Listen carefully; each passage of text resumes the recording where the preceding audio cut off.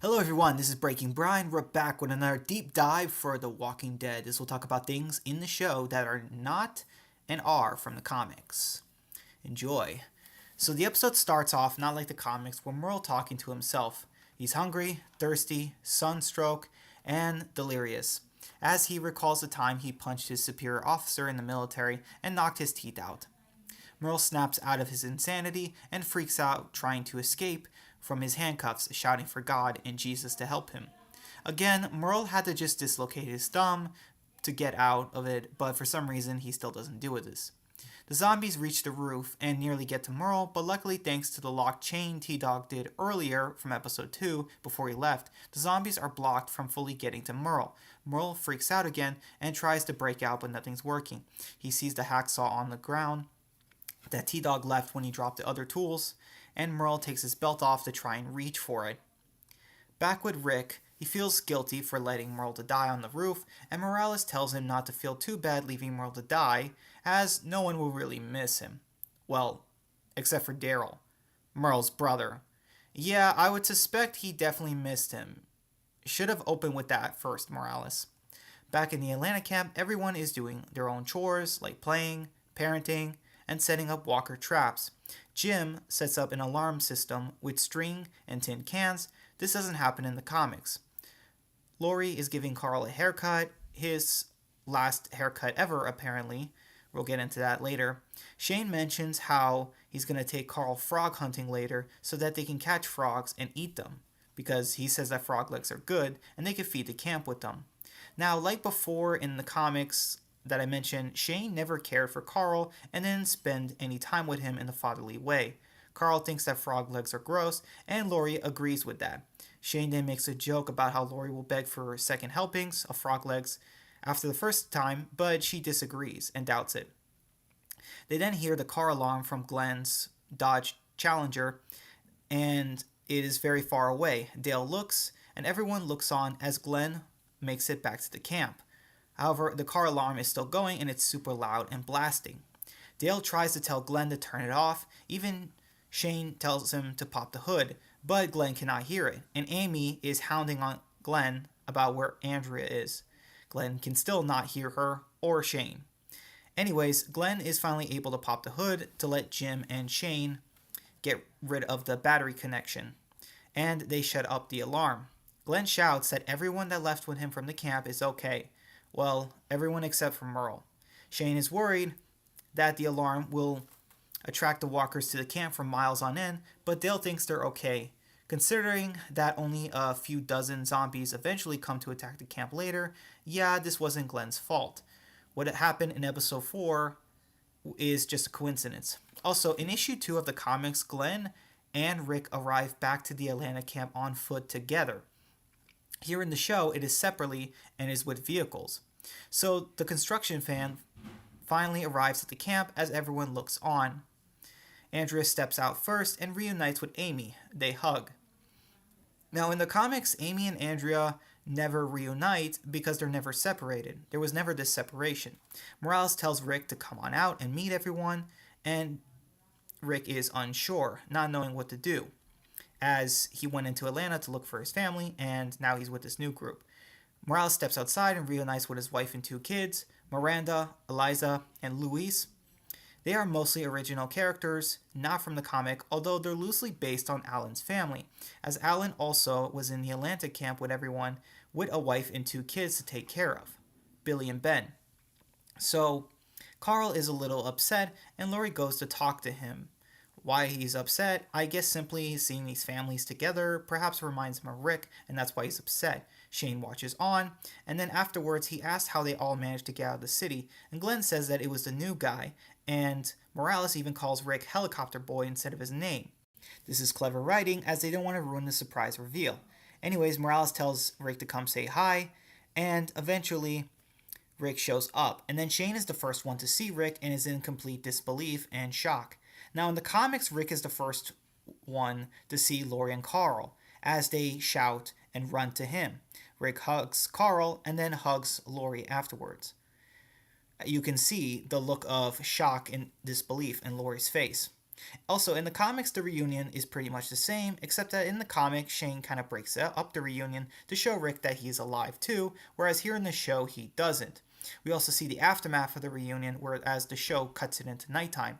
So we then see that it is nighttime, as Rick tells his family around the campfire how he was super disoriented and dead when he woke up. Almost like it just didn't feel real.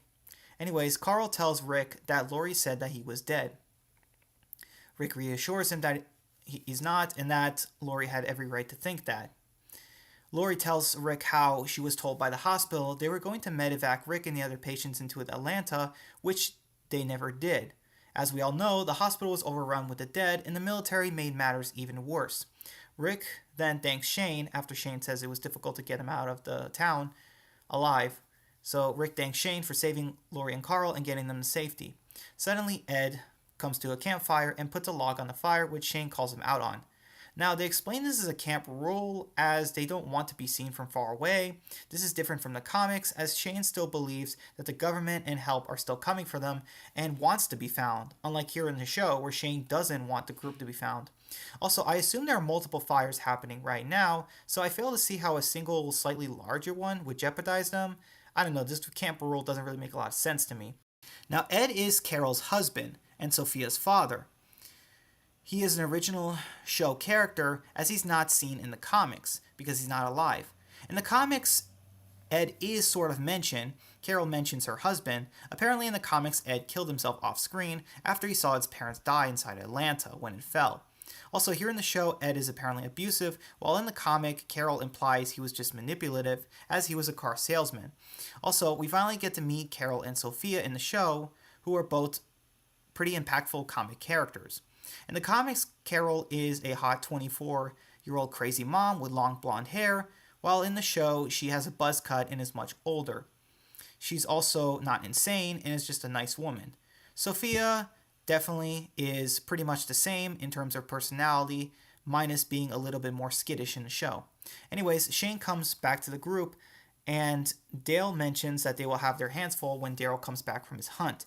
T-Dog mentions how he left Merle behind, and Amy mentions that they can lie to Daryl, but Andrea suggests that they tell the truth. She tells Lori that Merle was out of control back in Atlanta, and Rick did what he had to do, but Dale is not convinced that Daryl will accept this.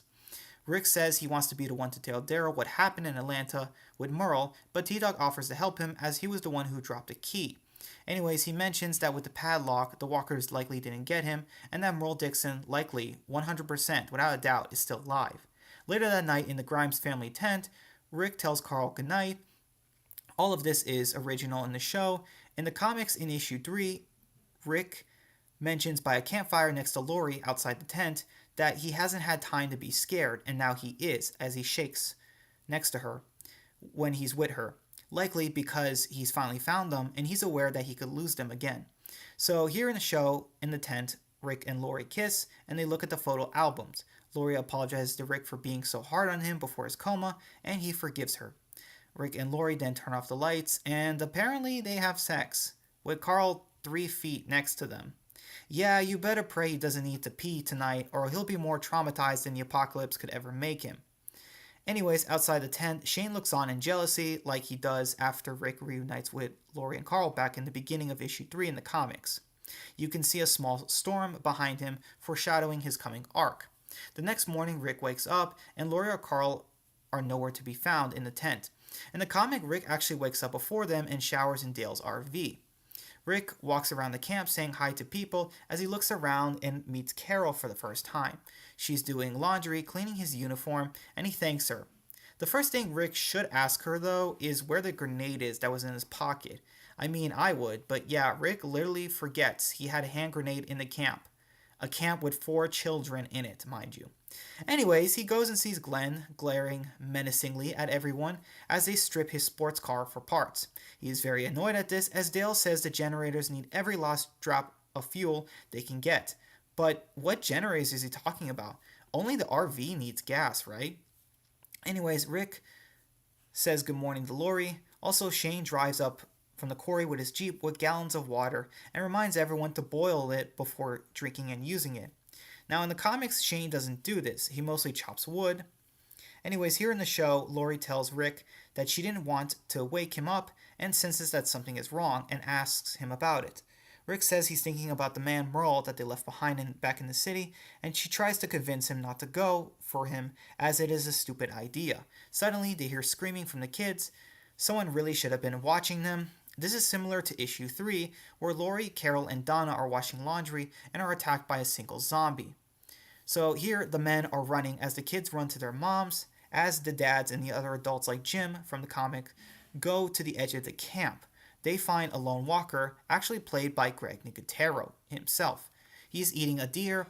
This is based on the walker from issue 4.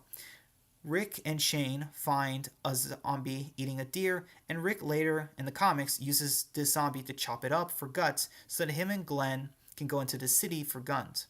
Anyways, the zombie stops eating the deer and goes for them, but the men beat it up hilariously, failing to properly kill it.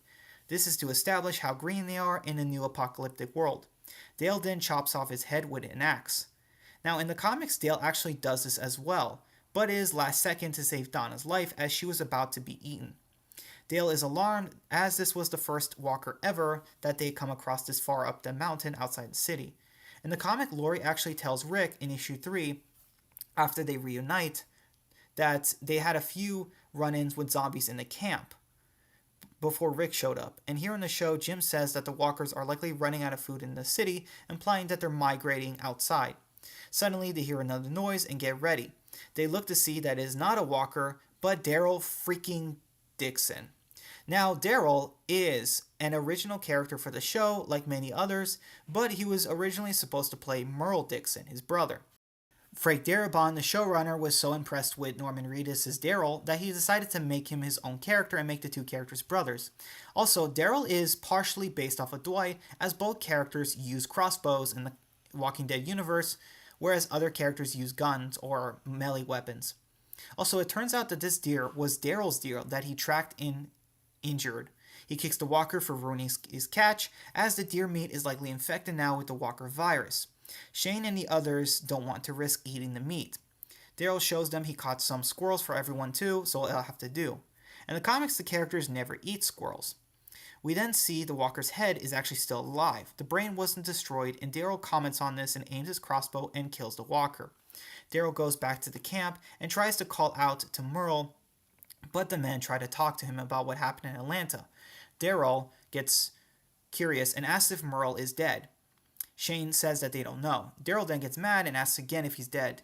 Rick then tells Daryl what happened in the city, and Daryl gets mad that they left his brother to die in Atlanta. So Daryl only throws his squirrels at Rick, and they inappropriately tackle Daryl to the ground for some reason. He pulls out his knife, and we see Rick disarming Daryl. This will be the first and only time Rick ever actually beats Daryl in a fight. Shane then puts Daryl in a chokehold, and they let Daryl go. Daryl tells everyone to go to hell and says that he's going to get Merle himself. And then, for some stupid reason, Lori's like, "Oh, he'll show you. Ain't that the truth? I'm a freaking nag." Like, what the heck, Lori? Where is this coming from? Like, geez, your husband Rick feels a little guilty about leaving a man, a human being, to die. And Lori is like, "Oh, you make me sick, Rick." Like I said before, none of this happens in the comics. Lori is far less toxic, and there's no Daryl and Merle, and there's no retrieval mission. Rick says that he's going back into the city. A little later, Rick is dressed in his new clean uniform and gets ready to go. Shane begs Rick to tell him why he's going to go after Merle, as Merle sucks. Daryl warns Shane not to insult his brother, and Shane hilariously defends his insult of Merle. But Rick says he can't do this to a human being, regardless of his personality. Lori asks Rick if him and Daryl really is his plan, and then Rick looks at Glenn. Glenn is rightly annoyed, knowing that he wants Glenn to come with them too. But Rick begs him to come with them, as Glenn knows the city's best. He is their guide.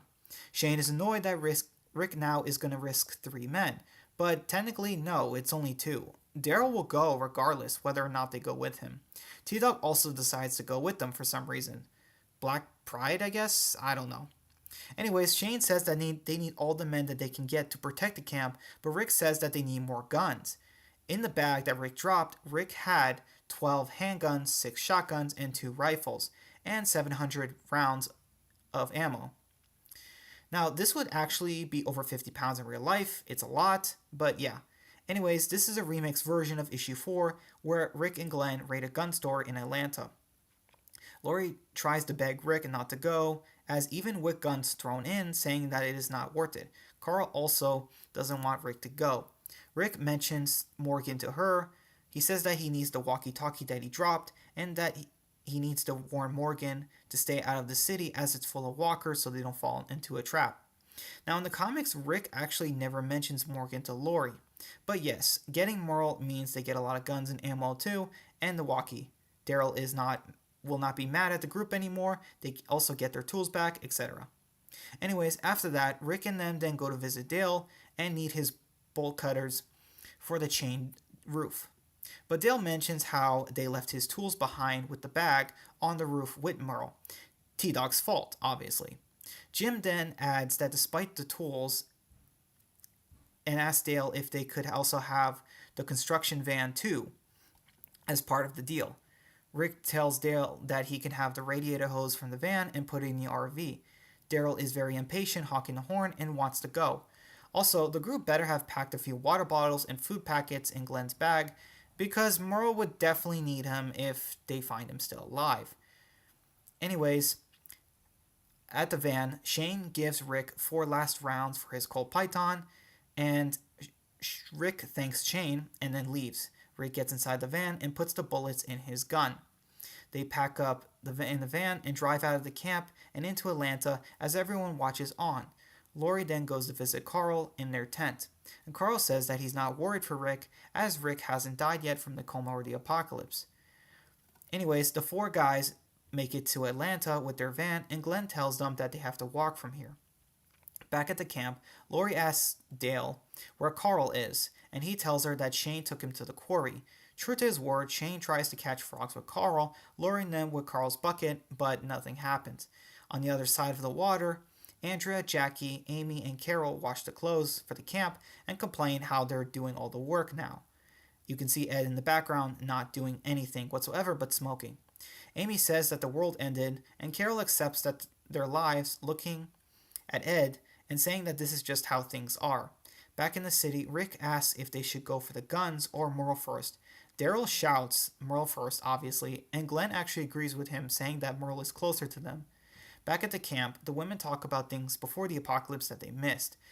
Amy misses texting and her computer, Jackie misses her coffee maker, and Andrea says she misses something very adult-based. And the women laugh, as Carol says that she misses her own as well, making them laugh even harder. Laurie finally shows up to her only son and orders Carl to head back to camp, as he's not supposed to leave her side. Laurie, Carl is with Shane, an adult. You left, so someone had to supervise him, you celery stick. Anyways, Shane rightly tells Laurie not to be mad at Carl about this whole situation, and Laurie physically assaults Shane, telling him that he was the one that lied to her and said that Rick was dead. She blames him for making her an adulterer and calls Shane's mom a female dog. Shane is rightly pissed off at her. In Atlanta, the men drive at the department store, and Daryl quietly kills a walker with his crossbow, and they keep moving. Back in the camp, Ed hears the women laughing and goes over to talk to them. He tells them to get back to work and not laugh, and Andrea is offended by this. Andrea tosses him a sponge, egging him on to help them, but he throws it back at her and insults her.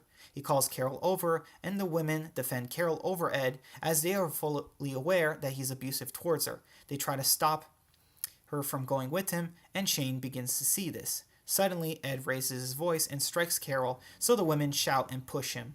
Shane arrives and drags Ed away from the women and throws him on the ground. Shane then proceeds to punch him in the face and beat him up. He punches him 17 times. I have counted.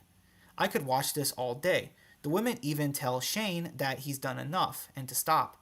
And to this day, this is still one of the most satisfying moments in the Walking Dead universe that also was not even from the comics whatsoever. After he beats him up, Shane then threatens to kill Ed if he ever touches Carol or Sophia ever again. He then kicks Ed as well and gets up. If it wasn't clear, Shane pretended that Ed was Laurie's face. The women are shocked by this as Shane leaves them. Now, in the comics, Shane does have a few freak out moments, but he never defends anyone from any abuse. Back in Atlanta, the group make it to the stairs and door. T-Dog cuts the chain with the bolt cutters, and Daryl kicks the door open and rushes out to the roof, shouting for Merle. Merle, unfortunately, is nowhere to be found. He then shouts no, running back and forth, over and over again, looking at something. Merle is gone, however. Everyone looks on in shock. We then see that Merle used a hacksaw at the beginning of the episode to saw off not the cuffs, but his own hand to get out of the cuffs. Like I said, all of this could have been avoided if he just dislocated his thumb to get out of it, but spilled milk.